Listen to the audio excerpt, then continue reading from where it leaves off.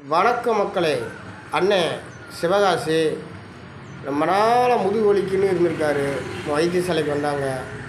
முதுகு பிடிப்பு எடுத்து விட்டாச்சு.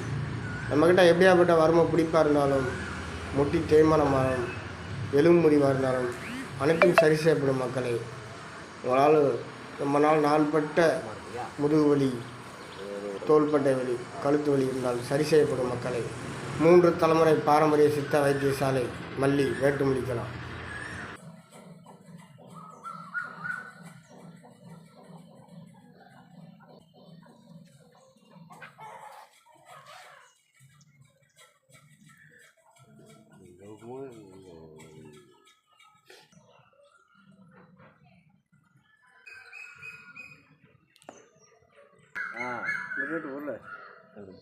விட்டு விட்டு வரலையா அப்படியா? அப்படி வரல, சும்மா வரலாம்.